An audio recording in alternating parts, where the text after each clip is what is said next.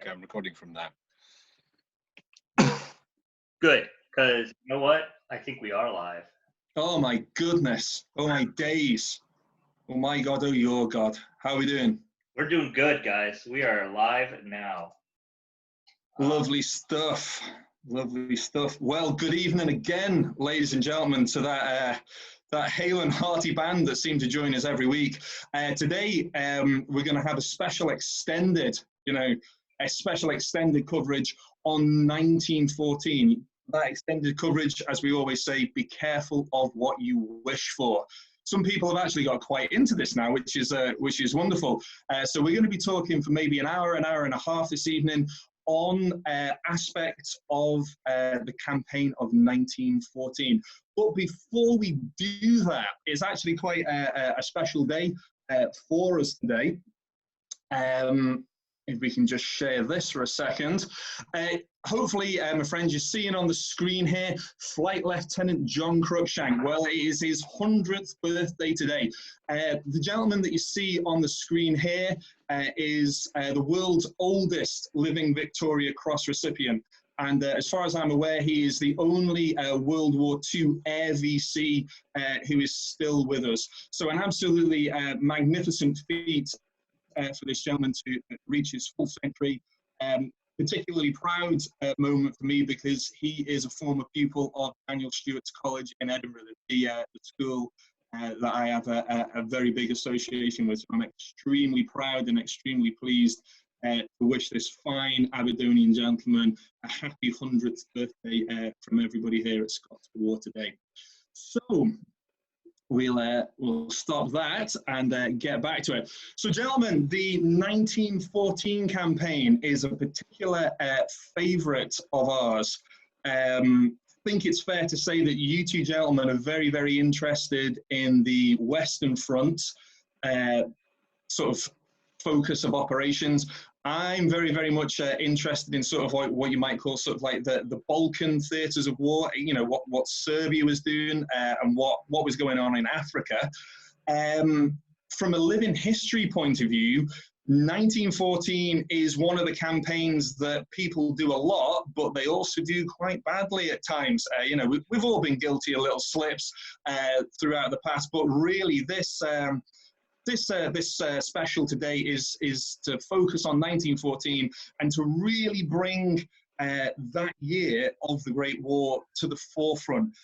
I've heard it said before that actually 1914 is the year in which the Germans lose the First World War. It's not the year in which the Allies win the First World War. It's not the year in which the Entente win, but it's certainly the year in which the German Empire loses the First World War. Controversial, you might say. So let's kick off then, chaps.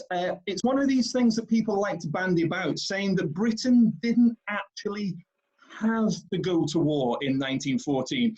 Obviously, they had a very elderly treaty with the Belgian government, the Treaty of London, to say that if Belgian neutrality was infringed, then the British would go to war.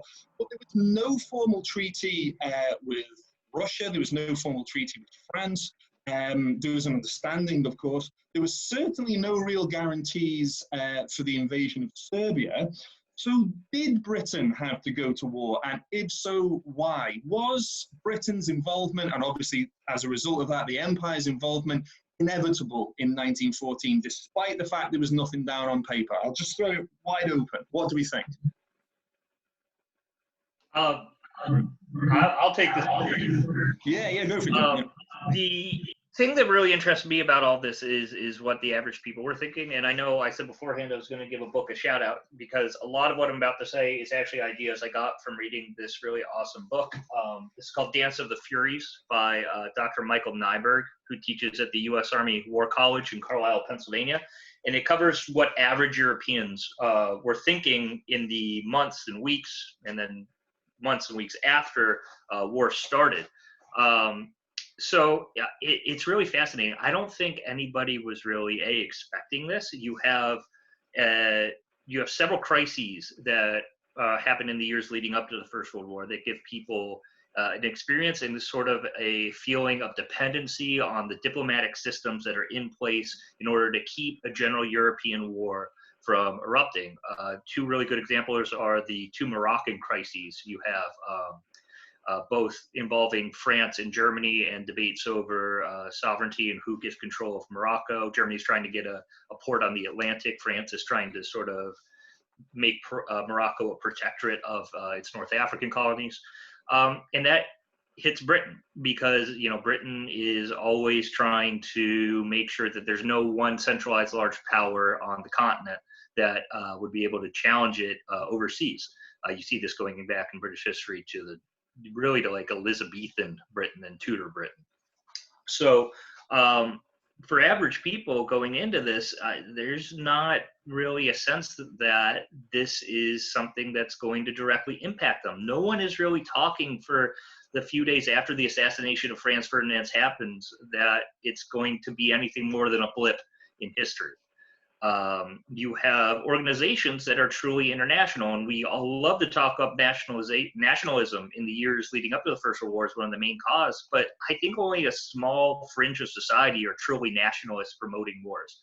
And that's people already involved in the military or farther right-wing politics.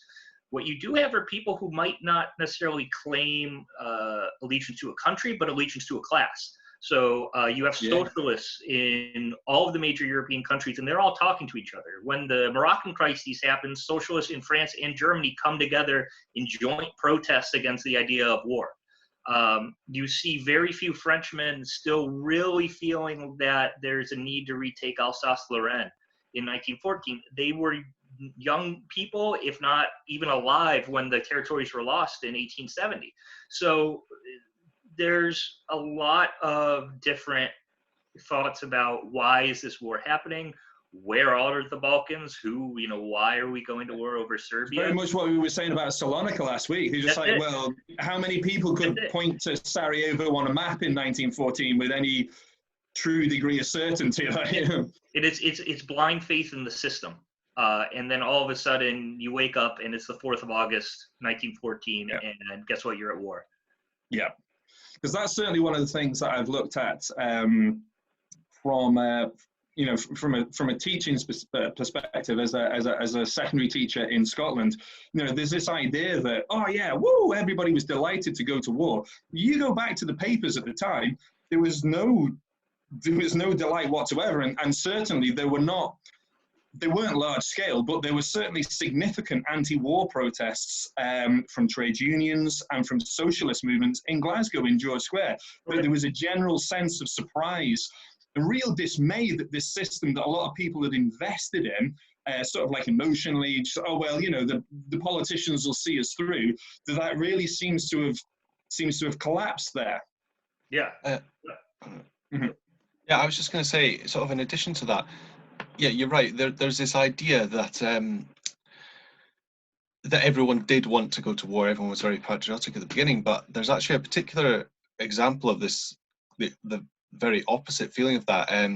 General Horace Smith-Dorrien, who I'll talk a bit about later, talked to a massed camp of university officer cadets, I think in early August 1914, might be the end of July, and basically said, a world war will be a disaster. You will all die. This is terrible.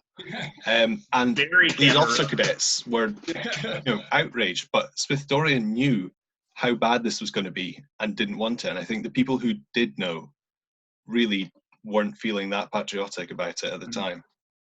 Yeah, and I think if we look specifically at the British Army, in British society, I shouldn't just say in the army, the focus is not on the Balkans. It's the expectation that there will be a big war, but when it happens, it's going to be in Ireland.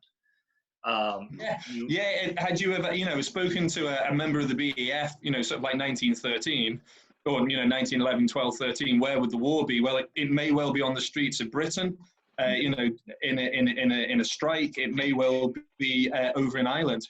Yeah, that really does seem to be the expectation. I think one instance that you really have to look at when you think about what were the British public thinking and what were the members of the British military thinking is the Kurai Incident in Ireland. You really can't forget sort of the divided loyalties that many people had in Britain. And there's a reason that the popular song going into the war is "It's a long way to Tipperary," not "It's a long way to Belgrade." Yeah. So it's yeah. Absolutely right. So obviously, for many people out there, the Great War for Britain, anyway, officially starts at the Battle of Mons. And obviously, we're going to be coming to look at the Battle of Mons in a fair deal of detail today. But obviously, that's sort of like the third week in August. What had the French army been up to up until that point? We have this idea that sort of like the war starts and then there's stuff goes on and the French do stuff and the Germans are invading and then the British army just turn up and defend the canal somehow.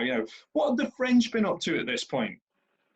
Yeah, so for much of the early years of the First World War, complete reliance on the Western Front is given to the French army because they're much larger. Obviously, Britain really doesn't get fully underway until the summer of 1916 with the arrival of the new armies.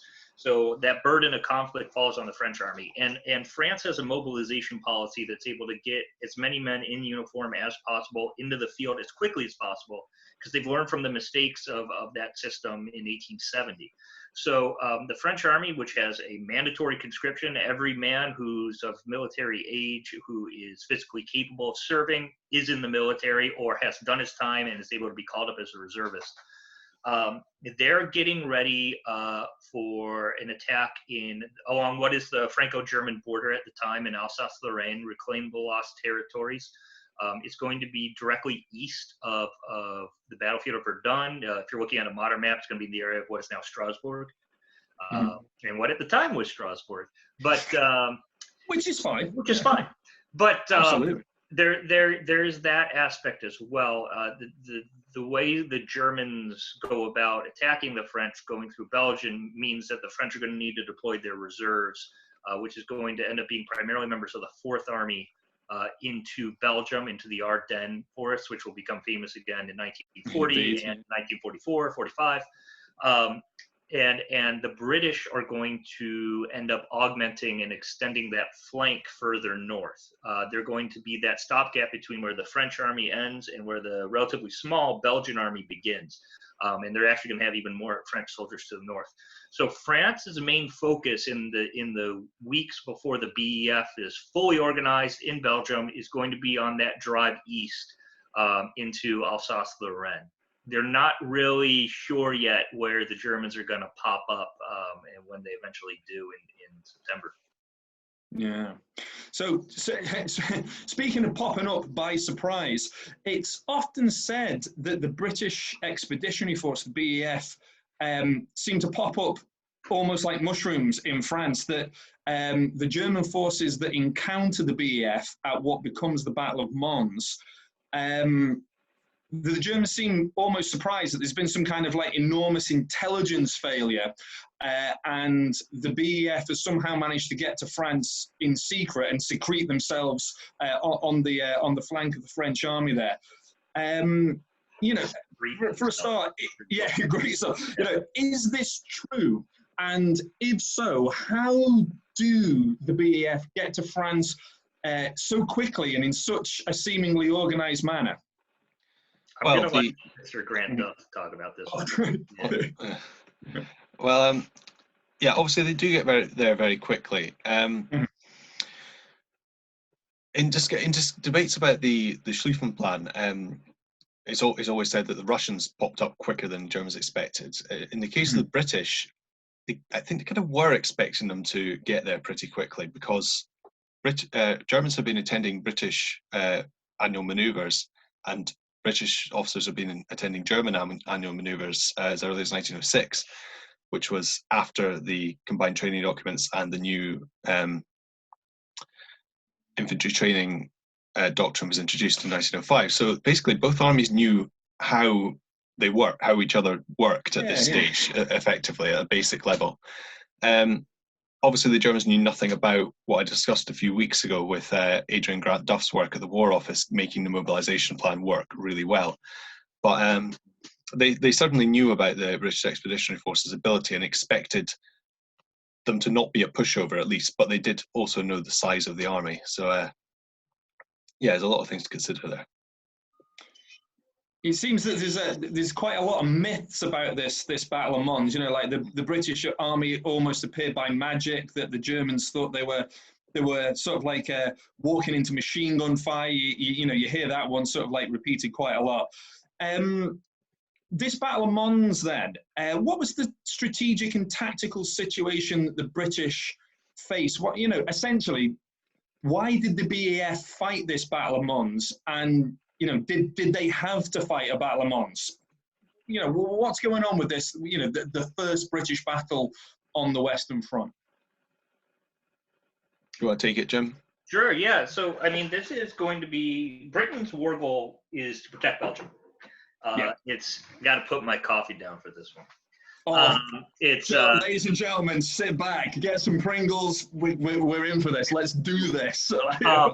The BEF is positioned in a way to protect Belgium as best it could, what's left of Belgium. Obviously, one thing that we haven't hit on yet as well when talking about the advance into Belgium is the German plan, the Schlieffen plan, was incredibly focused on a very precise timetable. This is all lessons from wars in the 19th century. The mobilization had to be on a precise timetable for every nation, as did war by railway timetable almost. Yeah, exactly. Some would say. Yeah.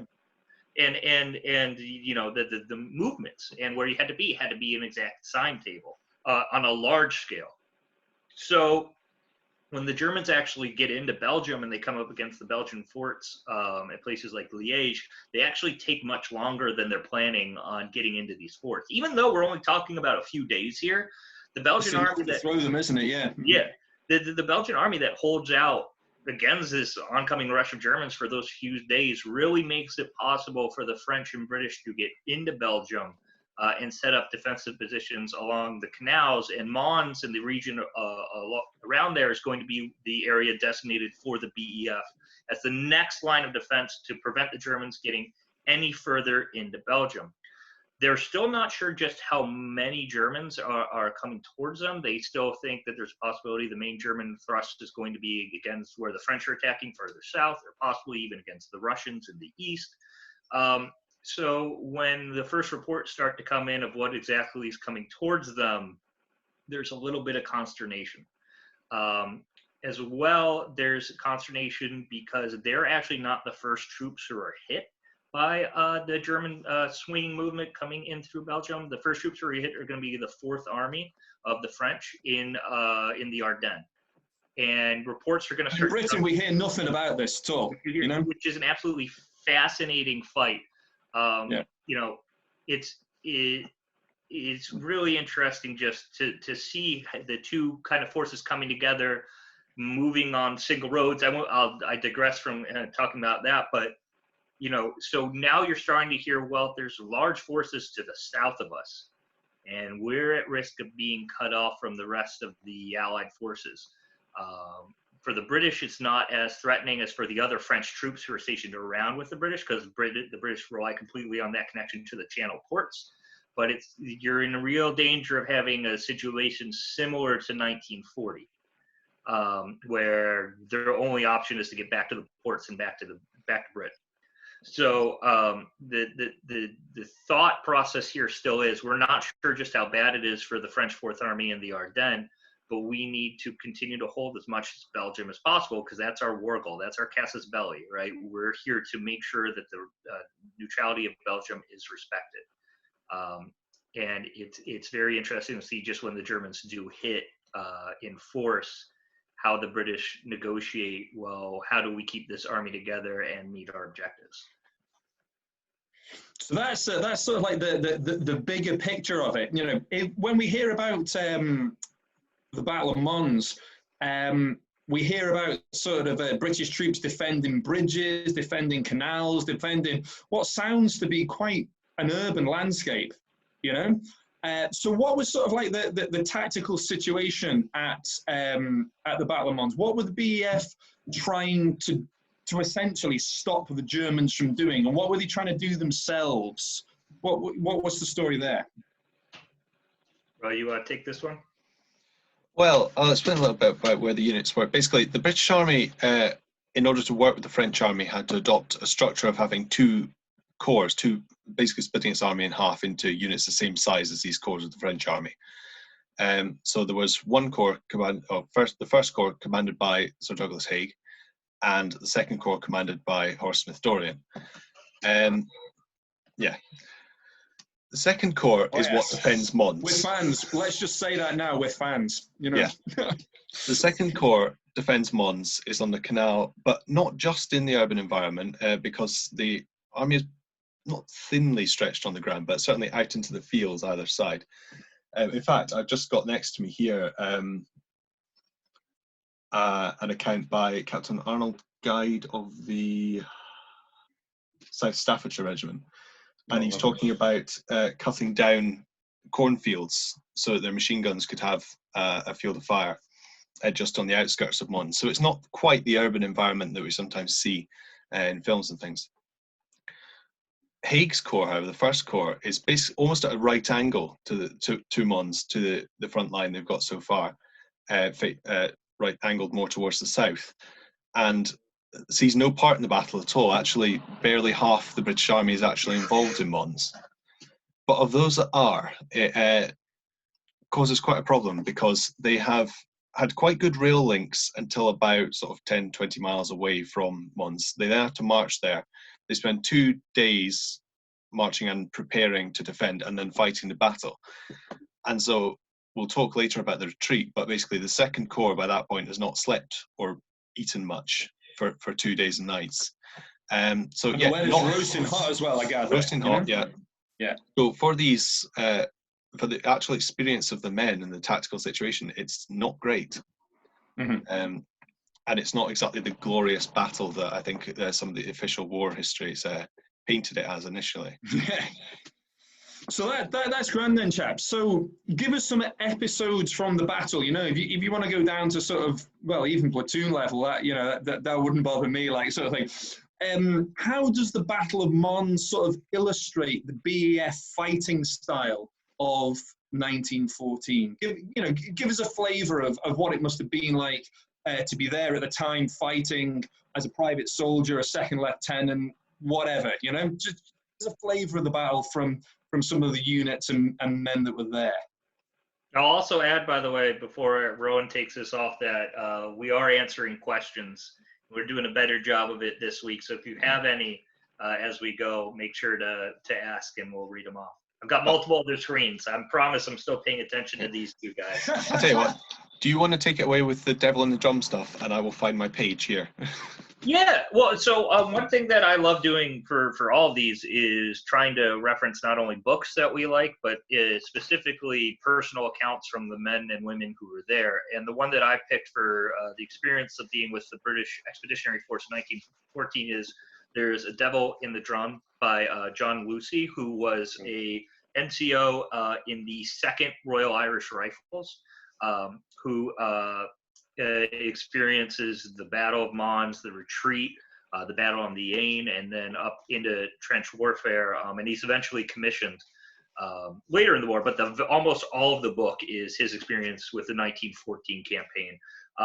And it's really interesting, especially as you watch some of Rowan's videos when they talk about how the British Army deployed and fought in 1914, seeing how he describes going about that.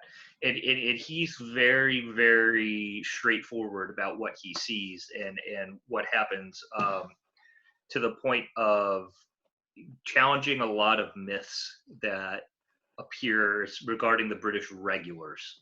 The book starts with actually him before the war joining the army, going into training as a Catholic Southern Irishman in a Protestant Northern Irish regiment. So there is a real just bluntness to his account. He talks about potentially good, potentially bad officers, some of the quality of the men that are appearing before, during, and later on in the war. So I highly recommend it. His comments about the new army are particularly spicy at times, aren't they? Well, and it's very interesting as well, and not to get too off the topic, but as a Southern Catholic Irishman who's commissioned, he's promptly posted to the 36th Ulster Division and given with his battalion, is sent over where they are brigaded with very hardcore Orangemen. Really interesting book.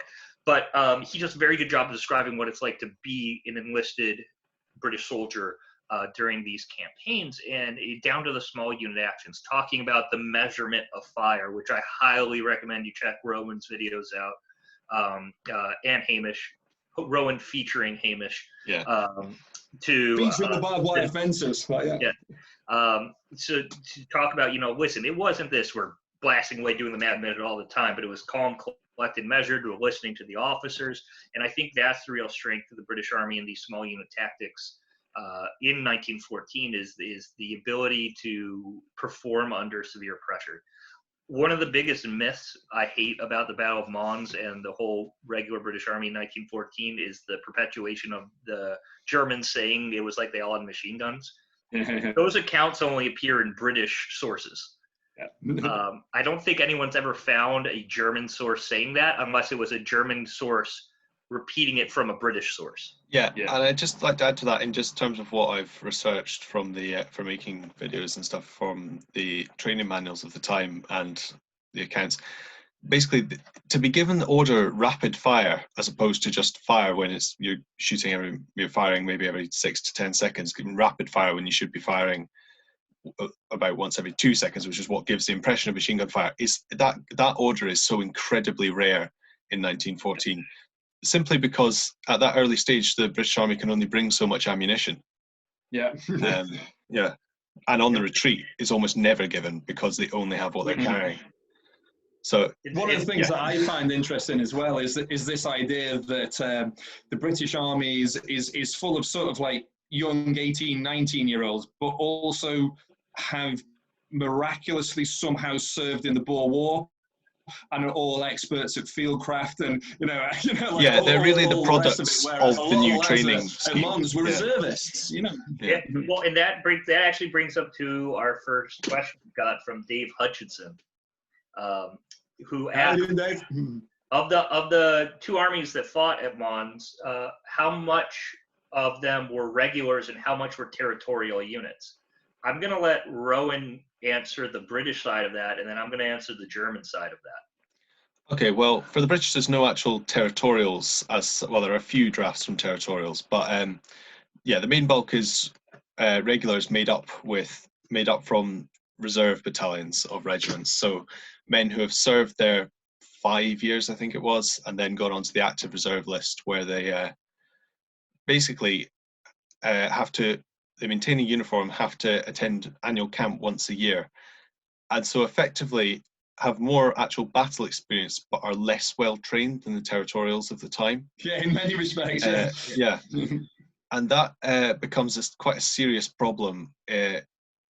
Not so much in terms of the actual battles, but certainly in terms of fitness, and particularly we'll talk about on the retreat fitness. On the retreat, you just being used to the kit, not having well worn in boots, things like that, means that these reservists really have a bad time of it. You could say that many of the Glaswegian soldiers did not pertain to fitness other than fit in this whole Greg sausage roll. You manage to mention Greg's every week, I'm sure you do. Yes, I'm not being sponsored, and I'm trying to help us out. I mean, it's not exactly 50-50, but there's a high percentage of reservists in the British Army at that time. Yeah. And a lot of young guys that will be finding themselves going into action for the very first time. There's this large-scale myth that everybody that was at Mons has been in the army for years and is simultaneously young and fit as a leveret, and also managed to be on the northwest frontier, melting away into the night from a Sanger, and also fighting Brother Boer in South Africa, sort of thing. But it's not the case at all. Yeah, and I'll just very quickly say on the German side, large majority are reservists, or what would be the British equivalent of territorials. And that comes to a huge shock to the British and the French, who did not expect the Germans to be able to mobilize what the Germans call reserve units. So, for example, say you have the 1st Infantry Regiment, the Germans will have a duplicate of that, the 1st Reserve Infantry Regiment. And they have duplicates of divisions, and they have duplicates of corps.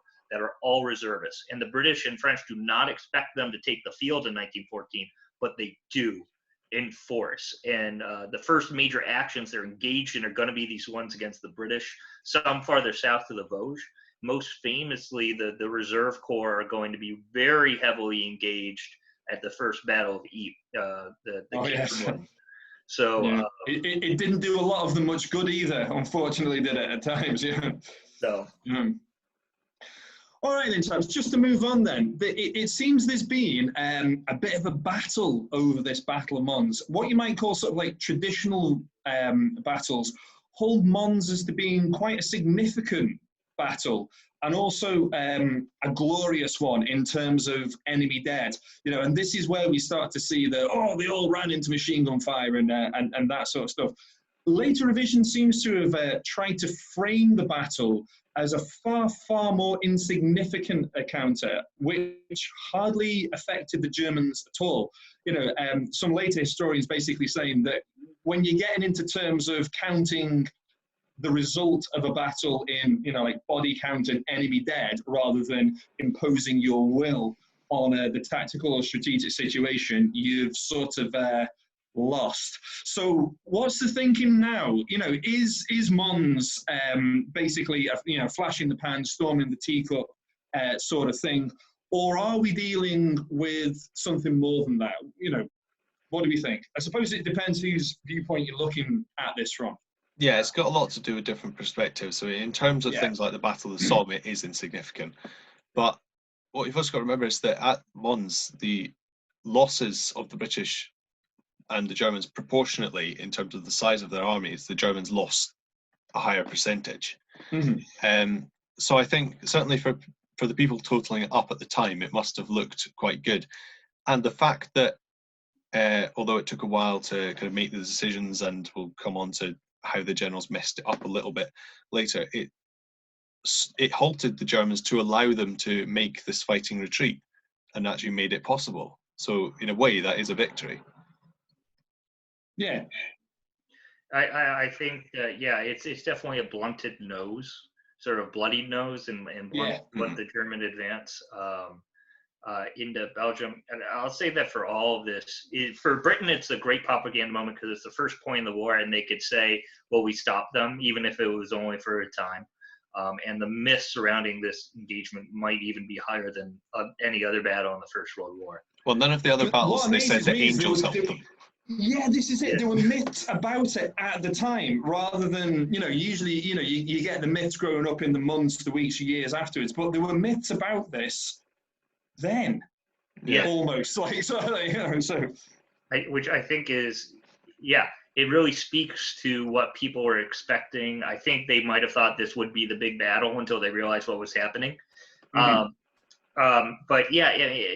when you look at any of these engagements and say, are they important in the long run? If you are a soldier and you are being shot at, that's a significant engagement for you. Yeah. Even if it doesn't make it into the official history or even into your battalion war diary. If something happens to you, it's significant. So I'm going to come on a little bit later when we talk about One Corps and the retreat to what's often described as the skirmish at Landrecies, which for the outcome of the war was not significant, but for the 4th Guards Brigade that actually fought it was massive, and it was never been forgotten by them. Because this is certainly one of the things that intrigues me about the Boer War, the Second South African War there, where, it's certainly like the later stage of the campaign, the official histories are sentences on weeks of action. But if you go back to sort of like, the primary sources, people's diaries, people's recollections, you often get the comment of, well, okay, so these were insignificant skirmishes. Didn't see you there, mate. It's like Salonika, honestly, it is. Exactly, it wasn't massively pleasant to be there for all that. Okie dokie then, chaps. So, obviously, the British Army fights the Battle of Mons. A couple of days later, it fights the Battle of Le Cateau. And in many sort of regimental histories, and in many of the sort of like larger, single volume paperback histories of the war, there seems to be a lot about Mons. There seems to be a lot about Le Cateau. And then there's usually a couple of sentences of, then the British Army retreat, and then everybody retreats. And then there's the Battle of the Marne. You're like, all right, okay, cool. How fair is it, would you say, that the actual retreat was a more significant feat of arms than the actual battles?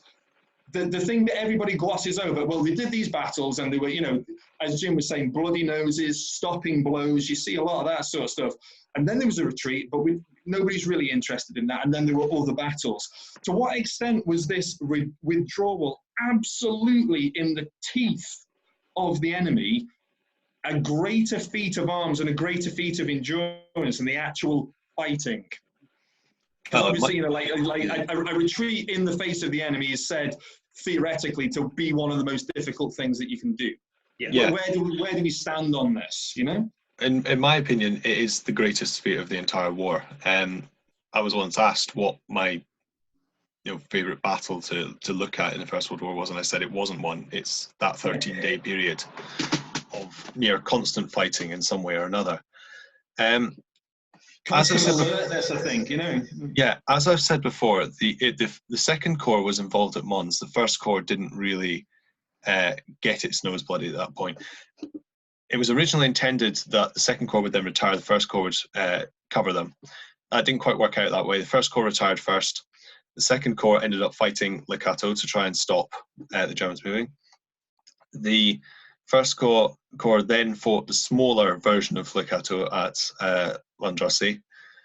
And after that, the retreat effectively just sort of happens, because after those two battles, it becomes very difficult to direct the army at corps or even divisional level. Effectively, our battalion commanders having to look after their own and just get south.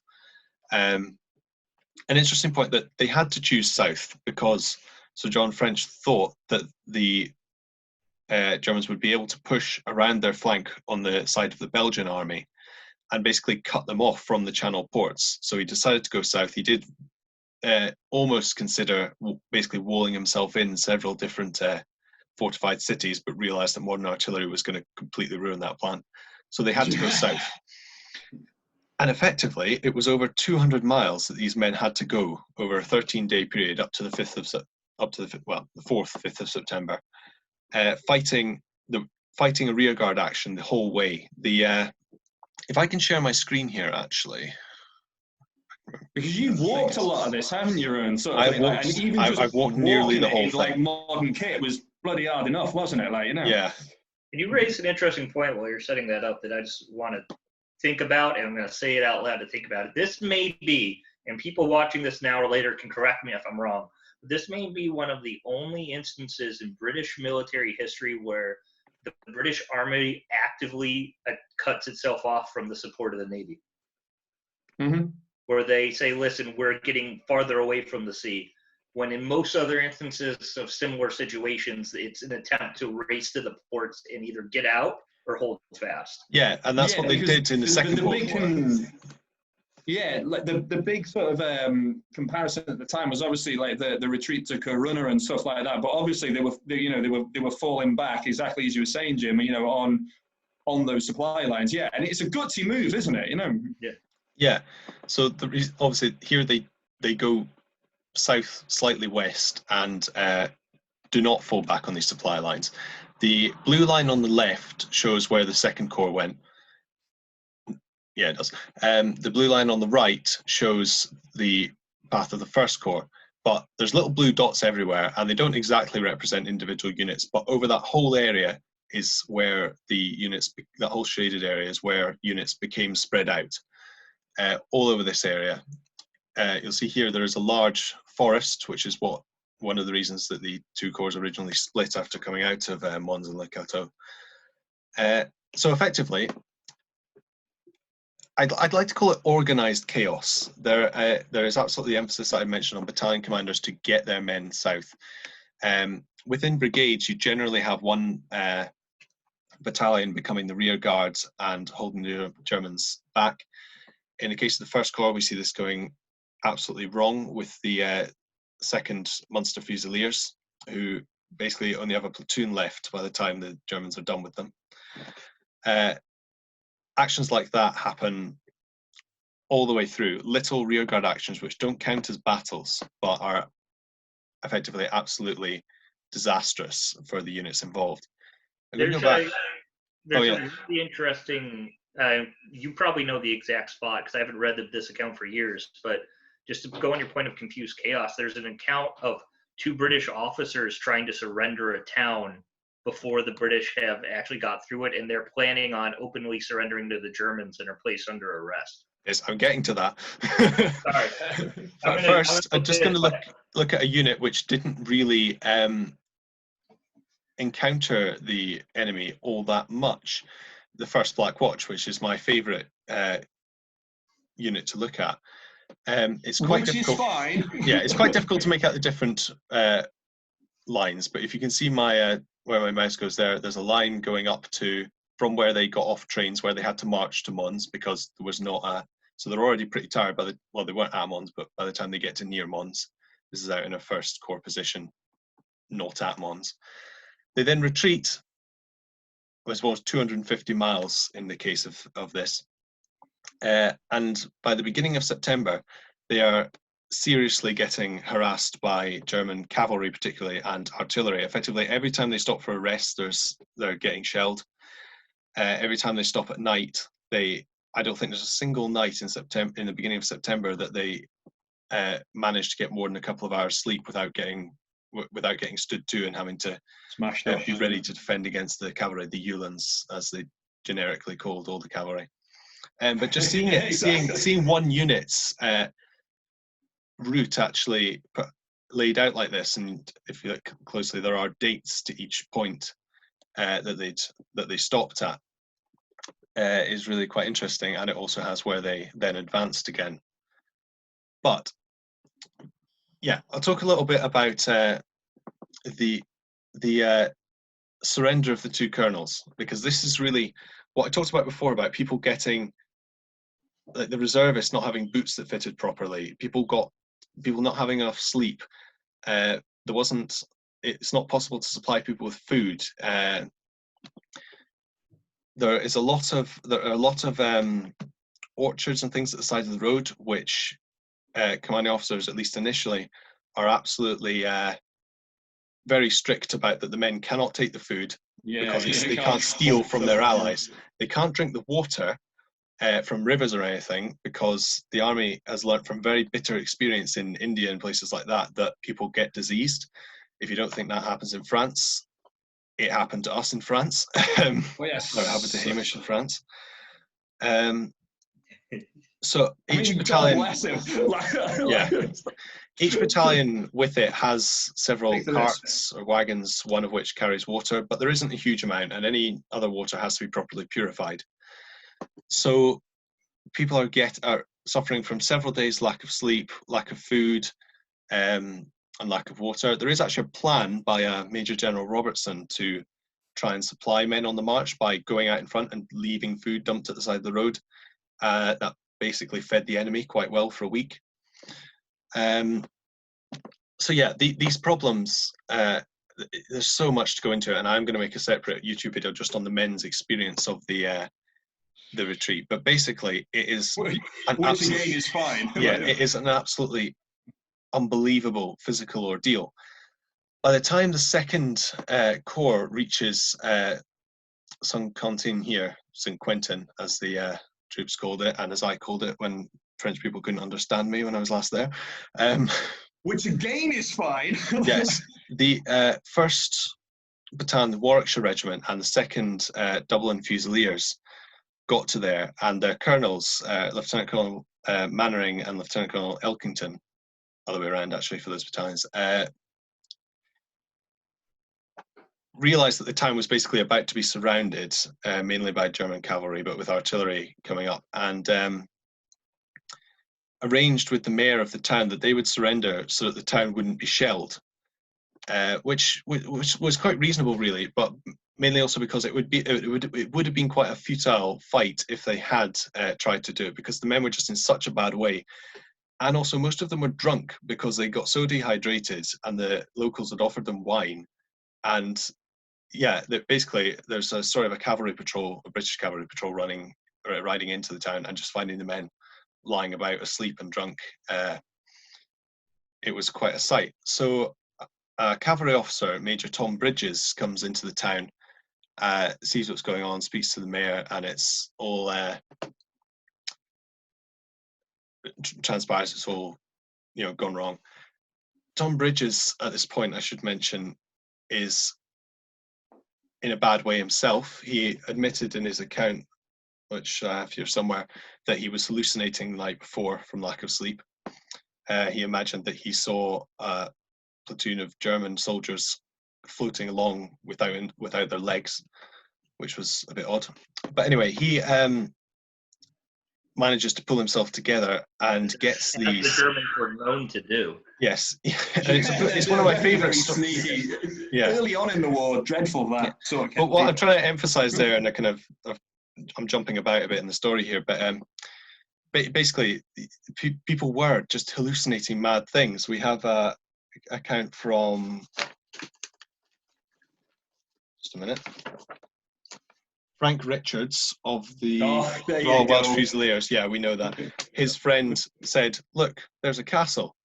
Yeah, there's nothing there, and that I think is actually one of the reasons for the Angels and Bonds myth, apart from it being written, admittedly made up by a journalist afterwards. Yeah, I think people did hallucinate all sorts of weird things because they'd had so little sleep, so little water, and when they did take this strong wine from the French locals, it went straight to their heads. So Major Bridges sees this sight, tries to speak to the colonels. He gets one of them, I think it was Elkington, sort of on his side. Eventually, he can't get the men to move. He goes into a toy shop, gets a toy drum, and gets a whistle, which he gives to his trumpeter because he's a cavalryman. They start playing the British Grenadiers, and that inspires all the men, and they actually get up and march out of the city, of the town rather, effectively right before the German soldiers turn up. You couldn't make this up, and it is actually, yeah. And we have accounts of it from him and from other officers who saw it. Interesting thing about those two colonels, they were both court-martialed. I think now the prevalent historical view is that they were quite justified in trying to not have the town shelled, and the fact that the men really were past fighting at that point. But they're both court-martialed.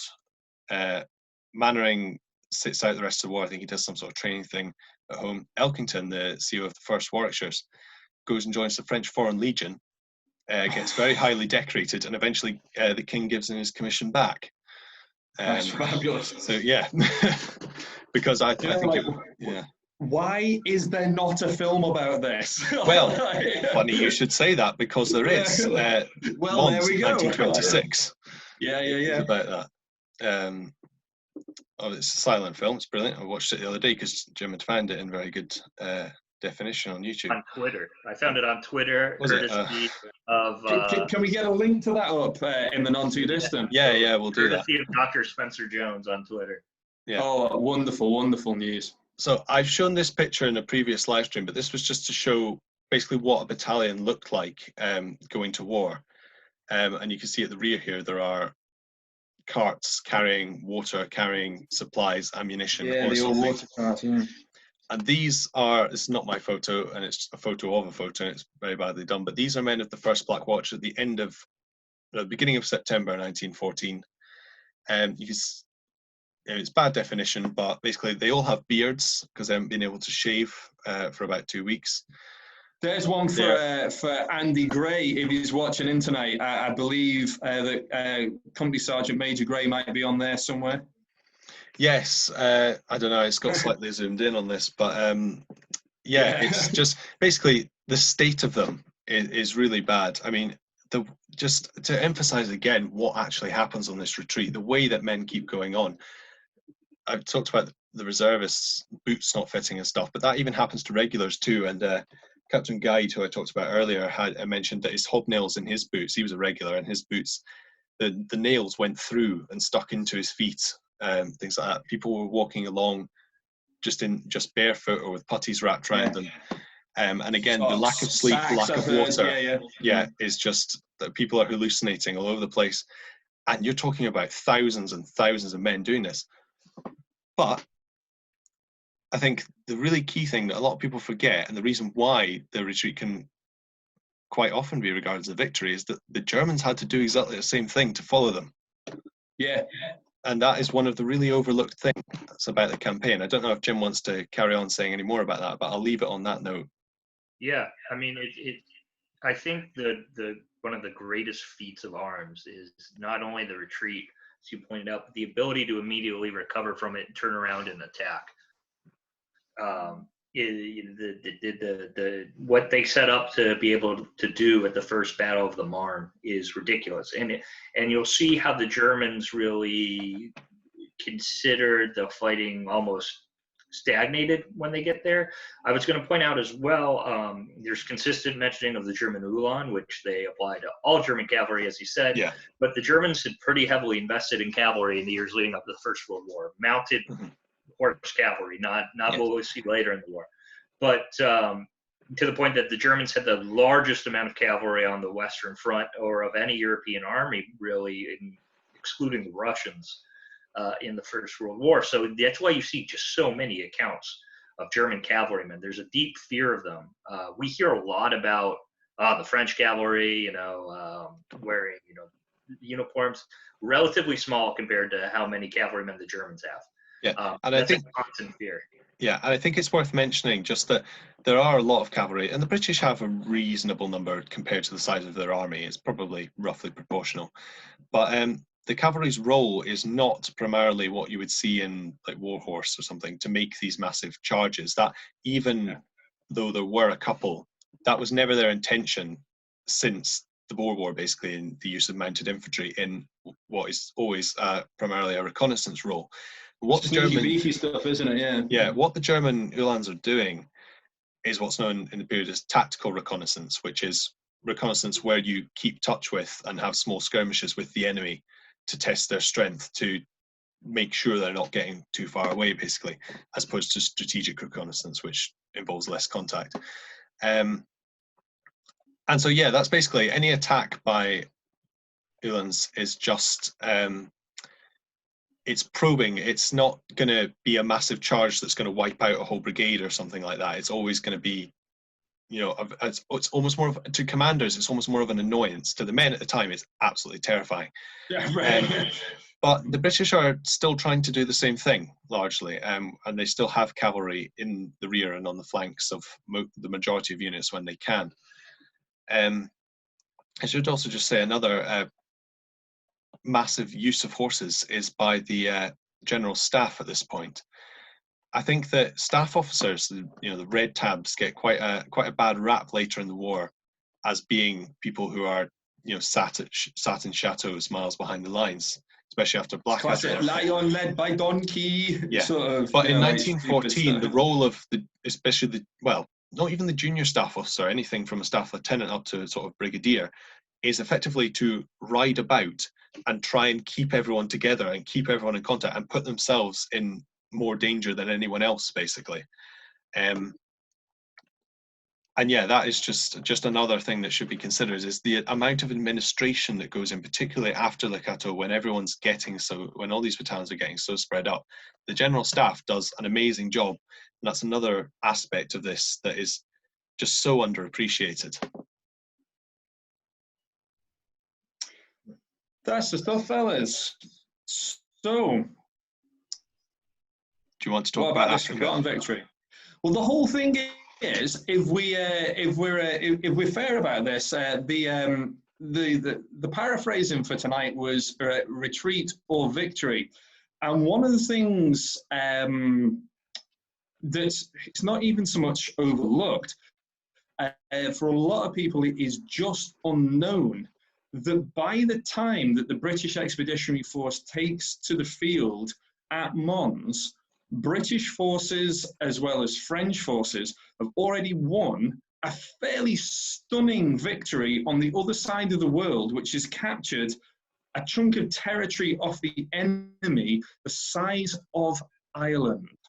Yeah, very much the unknown part of the war over in West Africa in the conquest of Togoland. Okay, so gents, I put you up to give me a wee bit of a grilling about Britain's and indeed France's first victory of the First World War. What do we know about this thing? What's going on here? Somebody give us some chat on this. So it's very hard for me to sort of grasp the vastness of the war in Africa.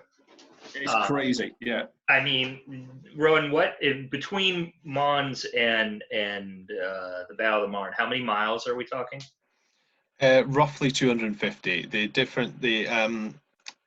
distances that the different battalions covered differed, and between the two corps differed a lot as well, but roughly between 200 and 250. And Dave, how big of an area are we talking in this initial West African campaign? Well, in this initial, in the Togoland campaign, we're talking about maybe 3,000 British and French troops, by which, you know, when we say British and French, we're talking about British regulars, British police. We are talking about men of the Gold Coast Regiment. We're talking about men of the Sierra Leone Battalion. We're talking about men of the French Army. We're talking about Senegalese tirailleurs. They capture an area of territory nearly 30,000 square miles in about 2.5 weeks. And if you look at some of the early newspapers, the early editions of the war, a lot of the newspapers seem to go out of their way to cover this campaign, because there's like, well, you know, we get news from France, we get that sort of stuff. But there's a big focus on the campaign in Togo, in Togoland. So if I just share the screen here, seconds, here we go. There's John Cruikshanks. What we have here, are we seeing the Togoland map there? Seen it yet. Not seen it yet. No. Beg your pardon, chaps. Give us a moment. That might do it there. How's about that? Same thing I did. There we go. Yes. Okay. So what's little known here is, obviously, you know, as I said before, almost sort of setting this one up a wee bit, is that for the vast majority of people, the first actions of the British forces in the First World War is the Battle of Mons, or maybe sort of like the wee sort of encounter battles around, you know, in the days before that. But that's not the case at all. The first offensive actions on the part of the British and the French was the capture of German Togoland. As we can see here, the British were holding Gold Coast colony. On the other side, the French were holding Dahomey. And the idea was that essentially the moment that the whistle blew, that there would be a big territorial land grab on the part of the British and French. And so was this a pre-set up, pre-planned invasion? Did the British government have plans to immediately go after Togoland as well as Dahomey if they were going to war with France instead? Well, the whole thing here was the idea, the general setup would be that these colonies would actually declare themselves neutral during the war. The Germans in particular were very, very keen that these colonies did not become drawn into a wider European conflict, arguing, you know, unfortunately in the racial parlances of the day, that for two white nations, or indeed, as we'll see here, three white nations to be fighting would be an incredible blow to European prestige, and it would be a threat to sort of like the white supremacists, you know, sort of like the minority rule, obviously, in these colonies. So essentially, there was a large-scale collusion that, you know, the idea that this would be a white man's war in Europe, that the Germans were very, very much hoping for, would be disregarded as rapidly as possible. You know, so the invasions take place very, very swiftly after the declaration of war.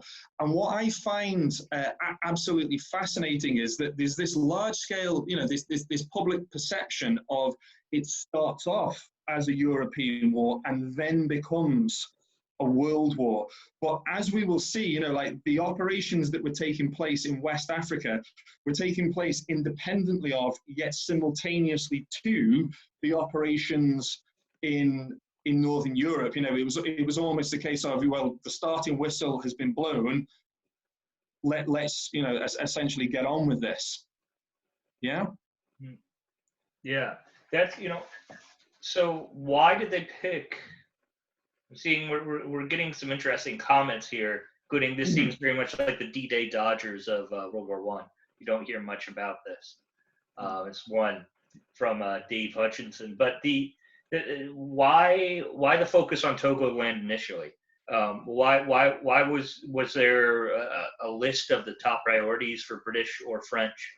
Yeah, there are two main reasons. One, because Togoland was sandwiched between the British Gold Coast Protectorate and Dahomey, the French holdings there. The Germans poured a lot of money into this. So there was actually a very, very well-developed rail network that the British and French were really quite happy, you know, really quite pleased to get their hands on.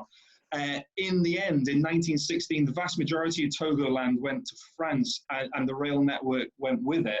But the main thing that especially the British are after is the radio station at Camina.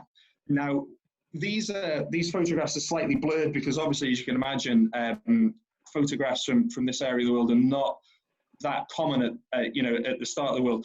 But this radio station here at Camina was only completed in sort of June, July 1914. And this was, you wouldn't believe it to look at these 3 or 4 radio masts here. This was one of the most vital pieces of German infrastructure in the world, because this was a relay station from the German fleets that would theoretically be operating in the South Atlantic and Berlin. So essentially, the British in particular were very, very keen to take these radio stations either A, out of commission, or B, perhaps more preferably, to capture them and use them for themselves. So even though the amount of men that were going to be employed in the Togoland invasion was very, very small, the strategic outcome of this campaign was absolutely enormous, because of the destruction of these radio masts here and the capture of the railway essentially assured Royal Naval domination in the South Atlantic. So this is sort of, this is exactly what you were saying before, Jim. This is sort of big history. We're dealing with like tiny amounts of men taking out very, very big targets, mainly because sort of like the infrastructure was so sparse in this area of the world. So far from being sort of like, like a D-Day Dodger scenario, this was an exceptionally well-conducted campaign that brought in very, very high value returns. It gave Royal Naval supremacy in the South Atlantic, and it gave the French a very well-developed colony from 1916 onwards. That kind of brings up, Rowan, do you have any questions specifically? I think that pretty much covers it. Well, I have 2 more.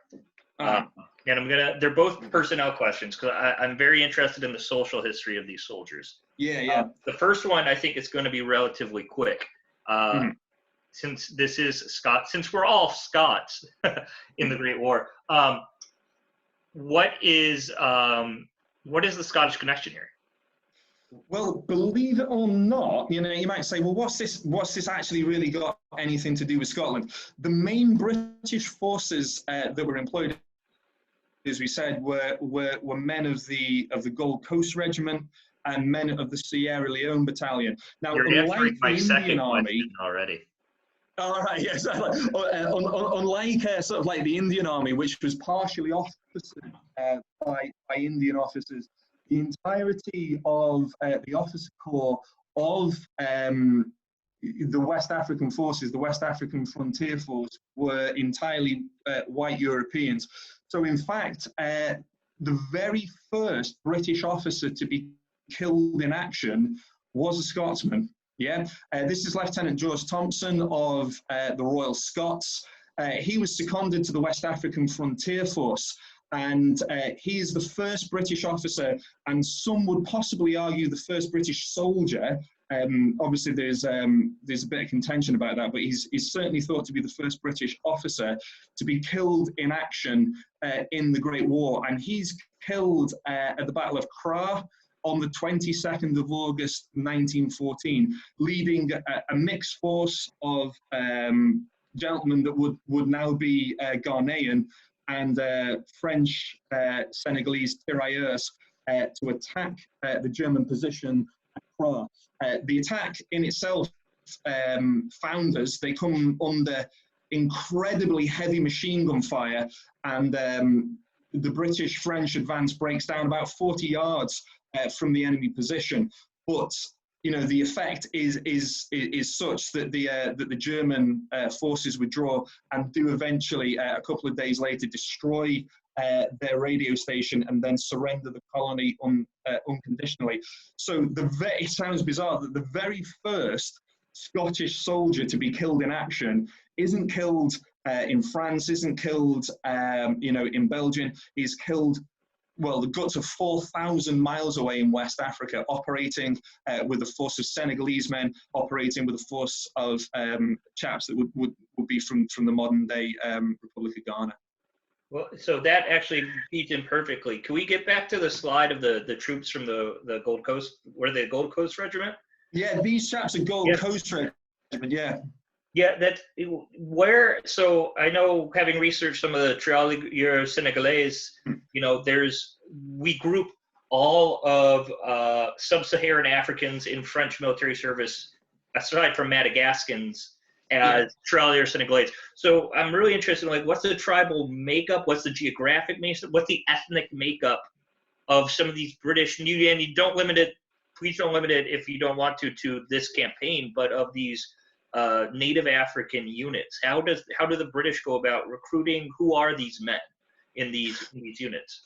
A lot of these men will be from Asante-land, so they will be Asante, there will be Fante, into Sierra Leone, into Nigeria, there will be Igbo tribemen there as well. We have this idea of tribesmen that we put in uniform. But these men, by 1914, and you reading sort of like the regimental history of the Nigeria Regiment, of the Gold Coast Regiment. There's a wonderful passage in the Gold Coast Regiment that says that these chaps by 1914 wouldn't so much look up when they saw an aeroplane pass over. So this idea that that we have like these sort of almost like noble savages that we're putting into uniform. These men aren't noble savages. They are highly professional troops. And they are indeed, the men of the Gold Coast Regiment are the ones that draw the first blood for the British Empire in the Great War. That's fascinating, because especially when you study the French reaction to sub-Saharan African troops, it's very much of the noble savage who we are doing our best to make French.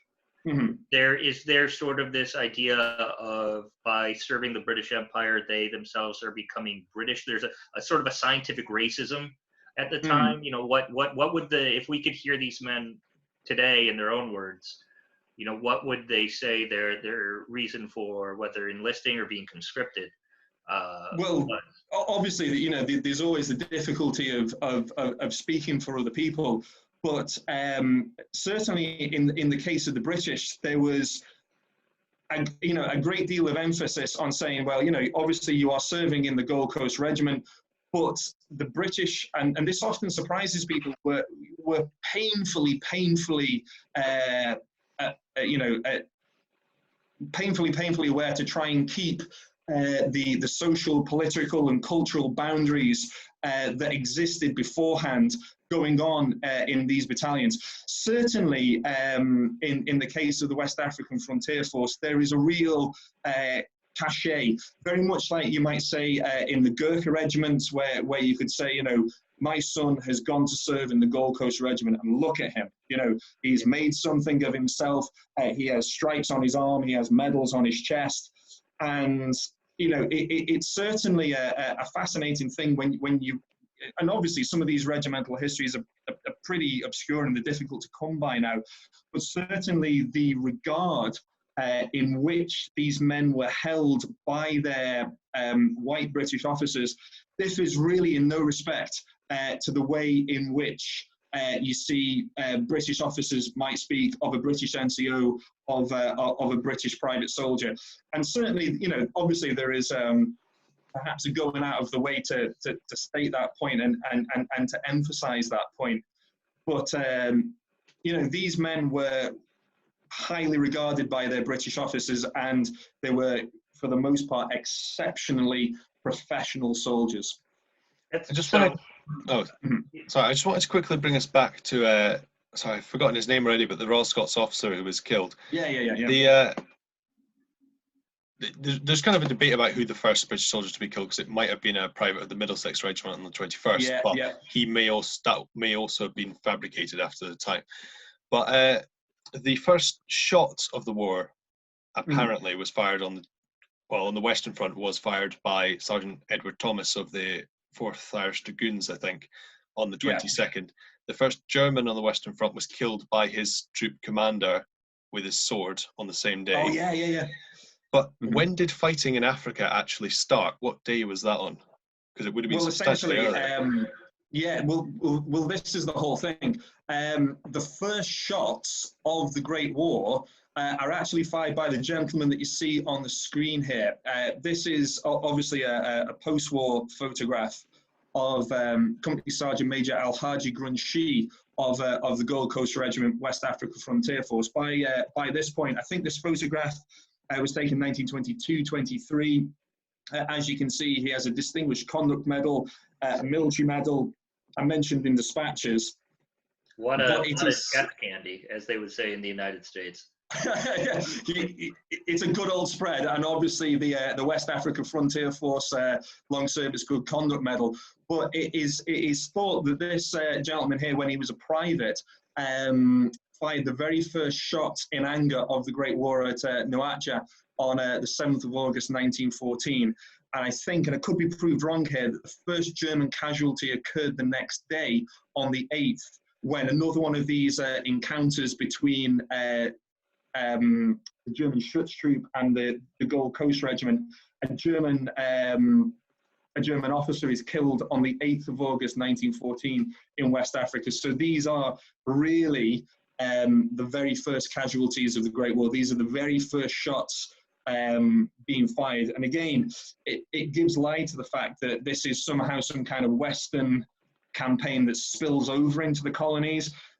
The colonies were very, very, very, very much proactive in, to all intents and purposes, getting the party started. Yes, and I think we should just put that in the perspective of Britain declares war on the 4th. Yeah. This shot happens on the 7th, and the British Expeditionary Force doesn't get to France until the 9th. So why are we not talking about Africa more? Well, this is it. Like, essentially, the entirety of Togoland surrenders 2 days after the Battle of Mons. If you go back to the primary sources, if you go back to the newspapers at the time, this is a fairly big thing, because this is the way that a lot of British people expect the war to happen, that we'll go to war and there will be big victories straight away. Unfortunately, the Western Front, doesn't quite work like that. So we have some questions before we move away from the African theater. Yeah. Can you remind me of the name of the Royal Scots officer? Yeah, that's George Thompson. Yeah, George Thompson. Patricia Kelpie, who we all know from the Commonwealth War Graves, was if he is buried under a Commonwealth War Graves marker. Yes, he certainly is. Yeah. Yeah, and she was wondering, that might be an interesting little social media for us or for Commonwealth War Grave Scotland. For that question. Another one. So we know especially in the British Indian Army, the officers learned the local languages and actually gave orders in command. Was that similar for the West African forces? Yeah, absolutely. So the idea here was that you would go on secondment to the West African frontier force, and it was certainly expected that you would, whilst it's difficult to say nowadays, but sort of like keeping sort of like racial distances between the men, it was certainly expected that you would have more than a thorough working knowledge of the languages, of the practices, of the customs, certainly of the religions, and very, very importantly, the diets of the men that we're dealing with here, because just like the British Indian forces, some of the men are going to be devout Muslim troops, some of them not. So there was a huge, it was a huge melting pot of racial differences, tribal differences, religious differences, and certainly some of the men of the West African Frontier Force, it was one of these ones, you either went there and it worked and you got on like a house on fire, or you were asked to you essentially returned to unit. And this was a wee bit the same way with Britain's forces on the east of the continent, with the King's African Rifles, well, we'd say east of the continent, Central and East Africa. If a certain type of officer just worked perfectly with these forces. Last question before we move on from Africa. What, for further reading, and we will post links, what would you recommend for people to check out on the Togoland campaign and the British Army in Africa, in sub-Saharan Africa during the First World War? There's very, very little really on the West African campaigns as such. The History of the Gold Coast Regiment is available online as a free download. But that essentially starts when they're taken to East Africa. It's just like, oh yeah, we, like Togoland, Cameroon, we did that. Probably sort of like the best single volume histories, The Great War in Africa, Byron Farwell, and Professor Hugh Strawn, The Great War in Africa. These are really, really good. I suppose in many respects, there's no real sort of like entry-level books to the African campaigns, but yeah, Byron Farwell, a little bit old, but still a good narrative history.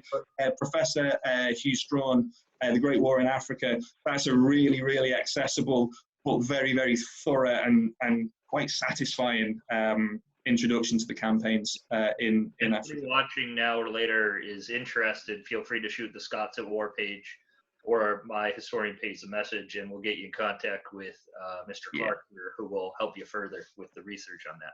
It would be a pleasure and an honour.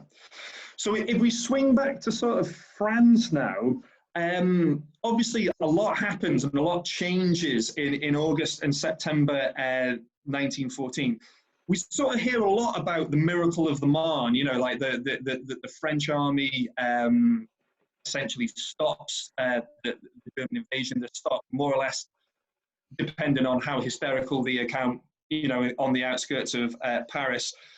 We hear a lot about the miracle of the Marne, but how important was the BEF fight at the Aisne? Is this just another classic sort of, oh yeah, and the British were there as well, helping us out on a flank somewhere? Tell us about this Battle of the Aisne sort of thing. Is this worth studying, or is it just another classic British also ran Western Front thing? Well, I think just quickly before Jim launches into the specifics of the Aisne itself, I should just say that what I said before about basically the British Expeditionary Force had to make this extremely difficult retreat. It was very hard on the men, it was very hard on the command structure, and a similar thing happened to the Germans. A retreat of that nature to the south like that, forming effectively a massive salient in what the Germans had expected their line to be, was not part of the Schlieffen plan. It was effectively put the German army into initial disarray and made them abandon their original strategy. So when we have this turning point, effectively, it doesn't really matter how tired, how worn out these men are of the British Expedition Force or even of the French army, because the Germans have this, are suffering in the same way, but their plan has now had to change. So when we get to the Ain, I think we can really say that the Germans are nearly as unprepared as the British were. Yeah. Well, and fair enough. Yeah. Well, it's complete disarray, especially as we think of the Battle of the Ain as a secondary to the Battle of the Marne, taking place a few weeks after. It's fascinating for me because you see British infantry and British cavalry coming into contact with the Germans at the Battle of the Marne, but it's mainly just the presence of the BEF in a gap in the German line that forces the Germans to withdraw. The real heavy combat is undertaken by the French army. Not to say there wasn't intensive combat for some of the British units on the Marne, but for the Aisne, I think it's really interesting because you have instances of the British infantry in the attack for the first time on the Western Front on a large scale. The type of fighting that you'll see later on in the war, or the tactics. And again, I'll keep referring to Rowan's awesome 1914 tactics videos, but there's some really strong instances of British units on the Aisne really getting a grasp of what this war is going to be. It's a sort of a difference from the defensive actions at Le Cateau and Mons and the forced march or the retreat. Two that really stick out to me with Scottish connections are the 1st Black Watch and the 1st Camerons, brigaded together. Cameron Highlanders, not Cameronians. But I thought they were the same things. If you ever get a chance to pick up the regimental journal of the Camerons is called the 79th Journal. It's super hard to find now, but if you're in Scotland, the Mitchell Library has copies available to view in Glasgow, and I believe the National Library in Edinburgh also has some. And I'm sure if you're in Inverness, they're much more easily accessible. But there's some great articles from the guys who survived the Battle of the Aisne, and just how important to the regulars of the Camerons that the Battle of the Aisne was, which is one you don't really hear about. It's kind of this open area in between that we call the race to the sea, versus all of these successive fights that are going on during that time, and that places where you're going to recognize them again in 1918. There's going to be British troops on the Chemin de Dam at this time. There's going to be British troops, if you would seeing the map that Rowan posted earlier, a place like Chateau Thierry, which people know here in the States as our first major battle of the war. So, and as you go up and down those areas, as an American or as someone who studies the French army, you're always surprised because there are Commonwealth War grave cemeteries all over there. And those are primarily from the 14 battles. So it's a really interesting time as we see the British advancing through these river valleys, through open fields. Lucy talks about being with the Royal Irish Rifles and advancing under extremely heavy shrapnel fire, in which his brother is actually killed. Yeah, I've actually got I've got that extract next to me. So the accounts you see of the British advancing in sort of 19th century style warfare engagements using their tactics of 1914 are fascinating. It's a victory for the British and the French, but very often overlooked, which is really interesting to me, except for the French historians in the area who are working on it. Yeah, I mean, from a tactical perspective, it is wonderful to look at the Marne and the Aisne, because these are the battles where the British Army has its opportunity to fight the way it's been training to fight since the Boer War. Basically, it finally gets its ability to attack in open formations with using fire to wear down the enemy, and then attack with the bayonet. The way it's trained for over a decade, and it works, and it's brilliant. Obviously, there are still bad situations like I think it was Corporal Lucy at that point had with his brother being killed. I think also an interesting thing from his account from around that bit is that they sheltered in caves near the Marne, which I just think is quite an an interesting point. It's something that we really associate with the Battle of Arras, but things like that were being used this early in the war. It's just something I remember from his account. Really, it's not really relevant.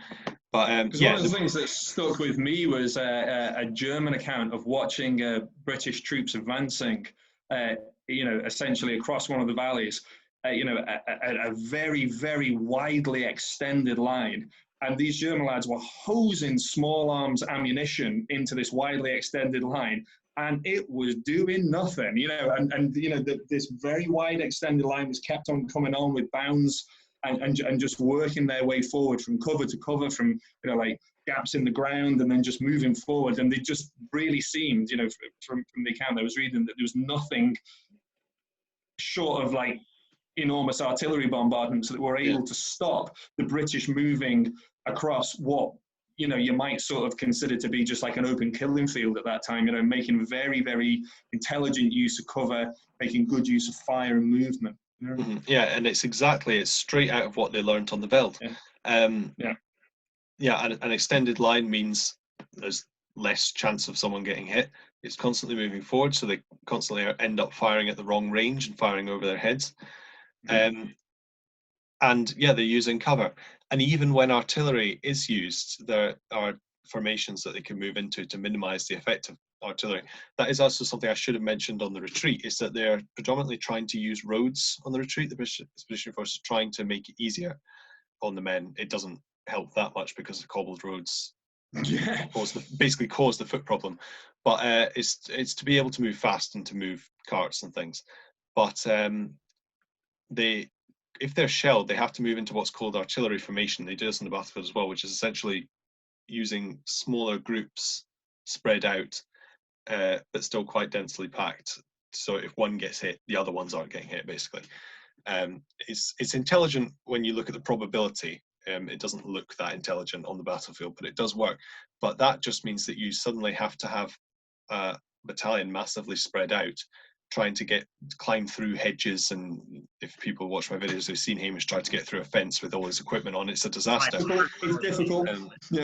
So they have to develop all these ways of doing these things on the battlefield, and at the Marne we see them working, basically. So one of the things that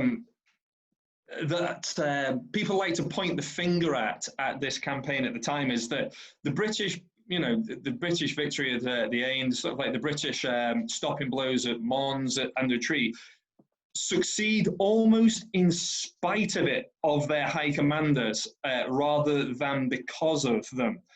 So, some people will say that the upper echelons of the BEF, and I'm thinking about Sir John French, Douglas Haig, Horace Smith-Dorrien, they seemed almost better at fighting themselves than the enemy.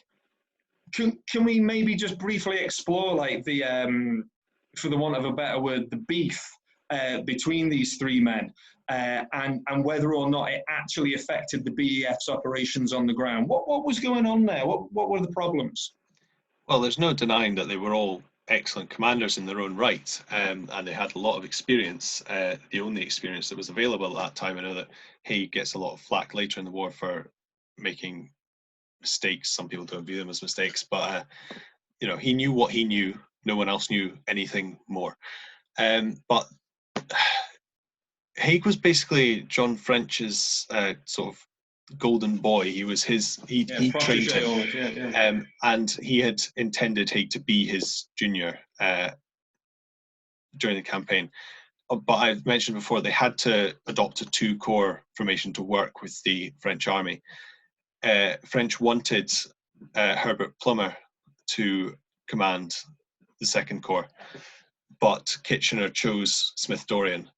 And I think French resented that all the way through the campaign, really, that if Kitchener really went over his head with that. Smith-Dorrien acquitted himself very well, and it was his corps that did the Battle of Mons and Le Cateau and got through all that. But communication between him and French wasn't brilliant for whatever reason.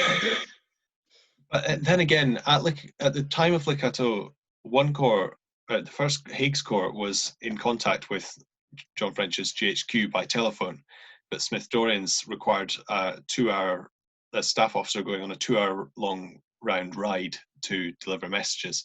So it's not always just the arguments that, or the hostility that causes these problems. It was logistical issues as well that meant that messages were delayed and things.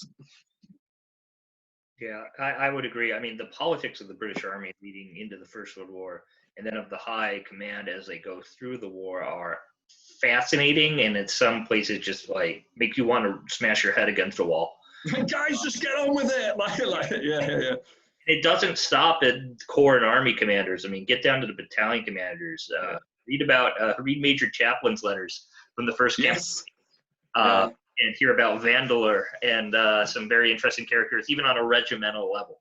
So, there's some really deep connections here between the three commanders, to the point that one of them, I believe it was Haig, or French, owed money to Haig at one point as well, and bailed out of bankruptcy.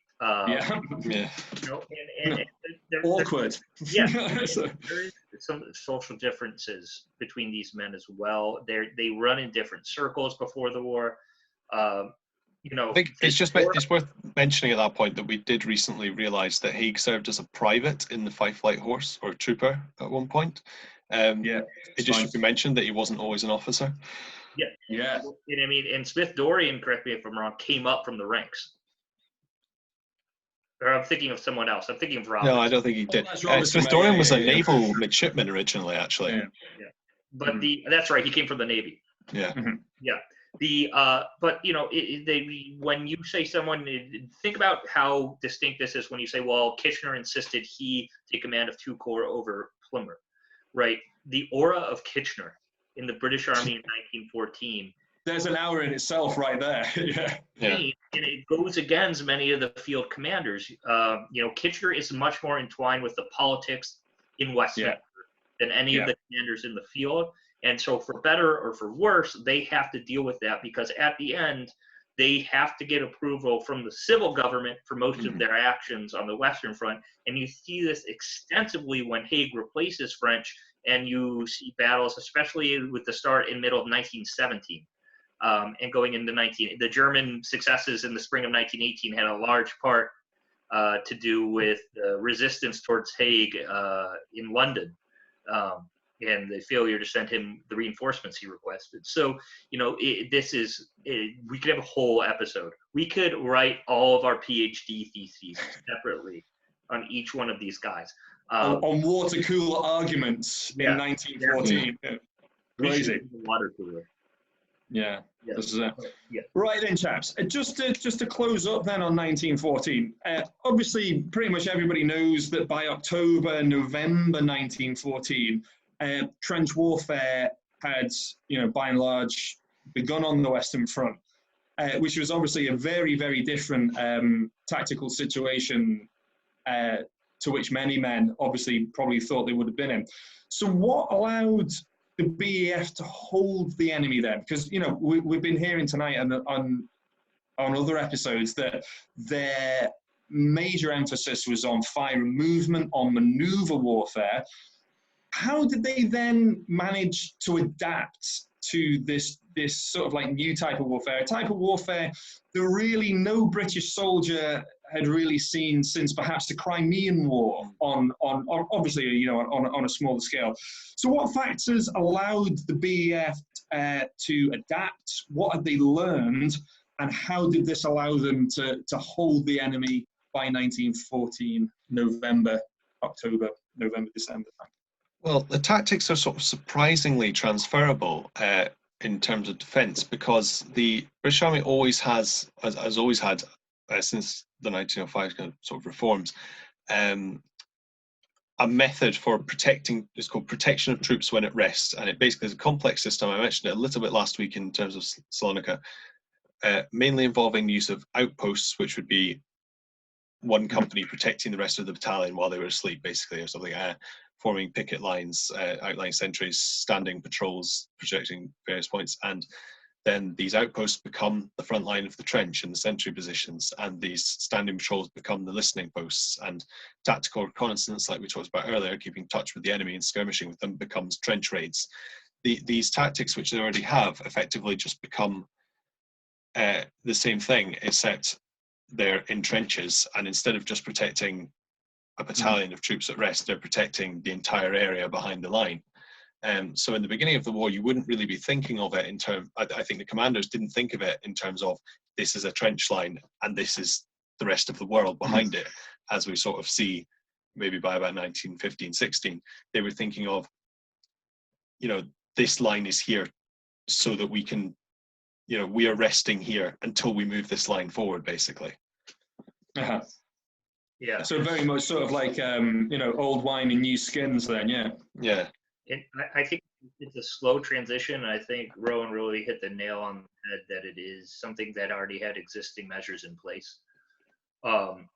If you look at photographs of the British Army in training before deploying, if you look at them during, and you could go on Imperial War Museum website and see some of the best photos of them in defensive positions around the time of Mons, on the retreat, and then on the Aisne, and then going into First Deep, you see them immediately creating some sort of cover for themselves.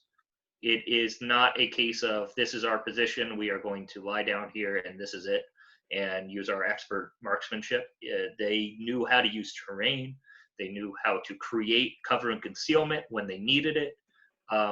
And I think that they were very ready to adapt as 1914 dragged on into what we see become trench warfare based on the pre-existing conditions that they had experienced in the Boer War and had developed in the years in between the Boer War into the First World War.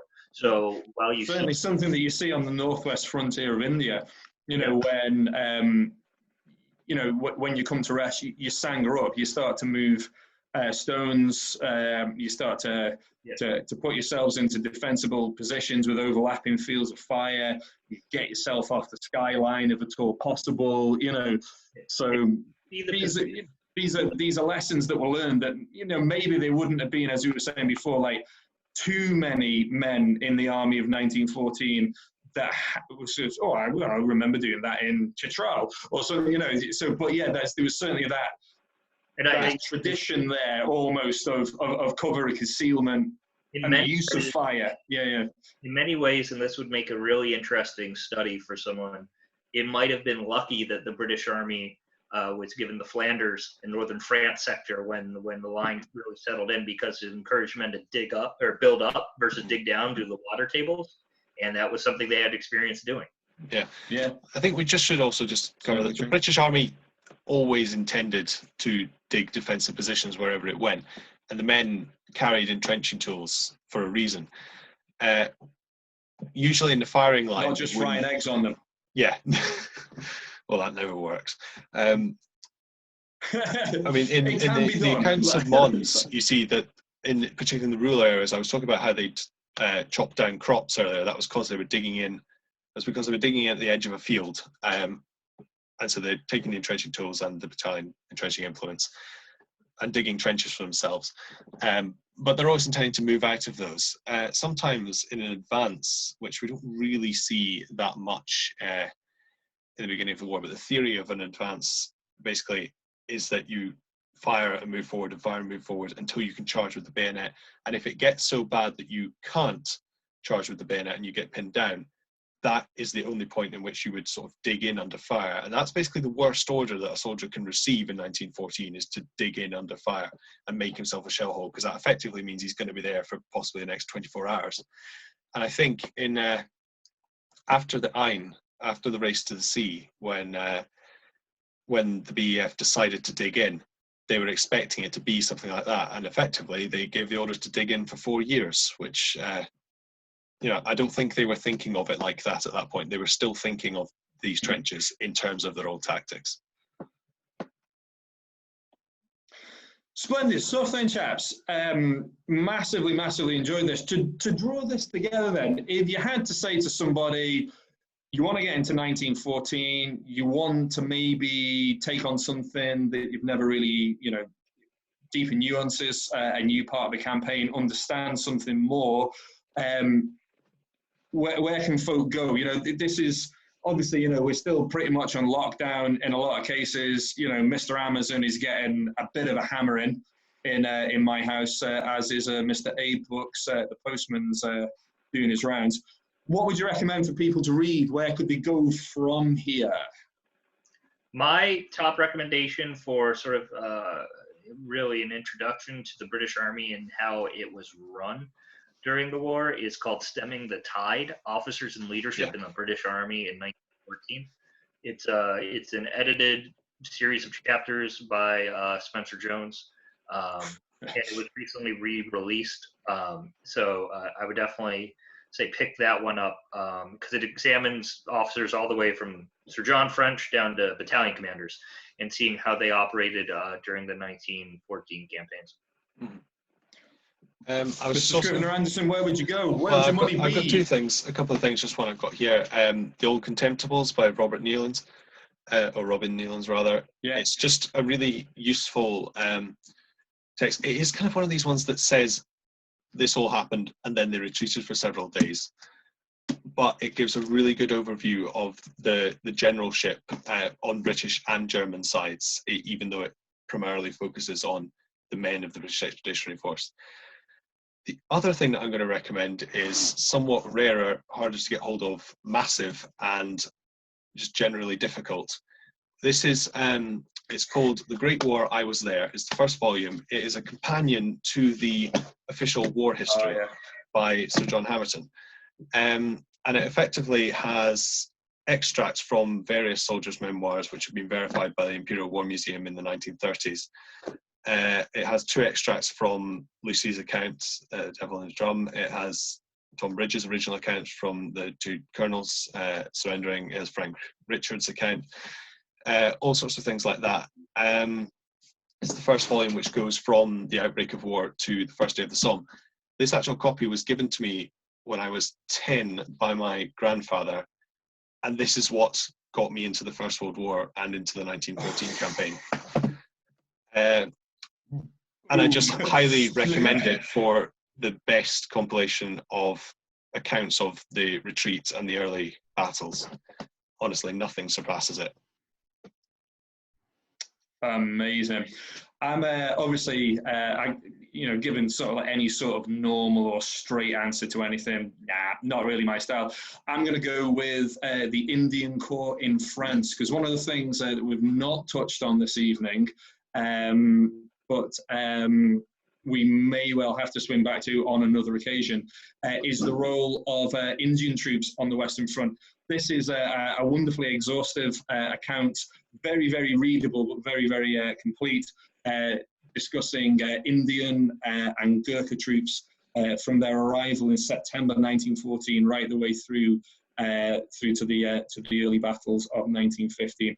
An incredible sort of sideways look at the Western Front, and certainly one of the forgotten reasons, one of the overlooked reasons why Britain was able to hang on was because of the real shot in the arm that our colonial troops were able to bring into the battle there. Yeah, sorry, which book was that? Okay then, gentlemen, it's been that's with the Indian Corps in France. I think that's by Lord Birkenhead. I can post up a link later on. There are sort of like first editions available for is it that one? of the pounds. It's not that one, is it? Not that one, but that one would do. I think that's Gordon Corrigan. That one would do very, very nicely as well. I just wasn't sure. It's got a similar like subtitle, and I wasn't sure if it was. Yeah. This is sort of like the 1923, I think it is, sort of like semi-official history. You can certainly get a reprint for maybe £15. Absolutely wonderful stuff. All right then, chaps, it's been an absolute pleasure for an extended feature-length view of 1914 tonight. As ever, chaps and chapettes out there, we'll be out to answer questions. We're certainly more than ever keen to learn from you folks. We'll stick up the links to the books that we've heard with you this evening. And God willing, we will be with you this time next week. So as ever, stay safe, folks, in these rather odd times. Stay sane. Keep reading, basically, will be our advice. Thank you very much. Thank you. All right. See you. Yeah, bye.